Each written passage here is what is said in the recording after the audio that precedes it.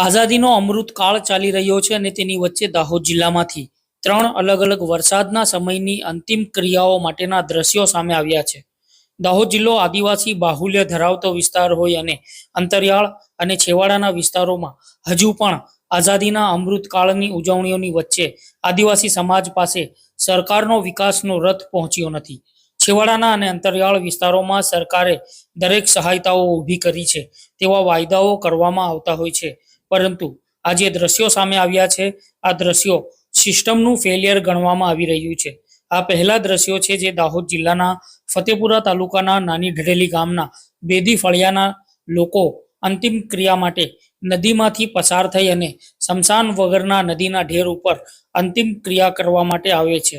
અહીંયા પણ સરકાર અને સિસ્ટમનું ફેલિયર જોવા મળી રહ્યું છે, જેમાં માત્ર કાગળ ઉપર જ તમામ સુવિધાઓ પૂર્ણ કરવામાં આવી હોય તેમ લાગી રહ્યું છે અને તેના કારણે ગામના લોકોનું મોત નીપજે ત્યારે આવી પરિસ્થિતિમાં અંતિમ ક્રિયા માટે સૌ લાવવામાં આવી રહ્યા છે તે ખૂબ જ દુઃખભર્યા દ્રશ્યો છે.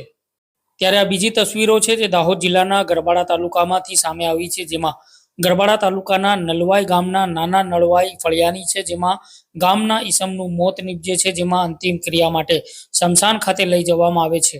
પરંતુ આ ગામના ફળિયામાં રોડની વ્યવસ્થા નથી, સ્મશાનની વ્યવસ્થા નથી અને ગામના કોઈ પણ વ્યક્તિનું મોત નીપજે ત્યારે આ જ પ્રમાણે તેમના સૌને અંતિમ ક્રિયા માટે લઈ જવામાં આવે છે, જેમાં ખેતરો ઓળંગીને આદિવાસી સમાજના લોકો અંતિમ ક્રિયા માટે સૌને લઈ જાય છે.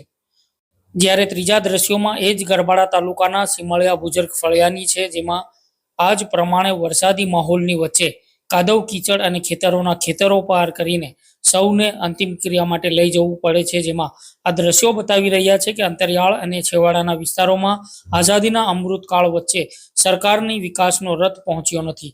સિસ્ટમ પાસે ગામડાનો વિકાસ માત્ર કાગળો ઉપર બતાવવામાં આવી રહ્યો છે.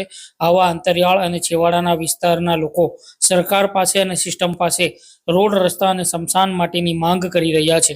સરકારી સિસ્ટમે આઝાદીના અમૃતકાળ વચ્ચે આવા અંતરિયાળ અને છેવાડાના વિસ્તારોમાં ધ્યાન આપવું જોઈએ અને સુવિધાઓ પહોંચાડવી જોઈએ તેવી માંગ ગ્રામજનો કરી રહ્યા છે.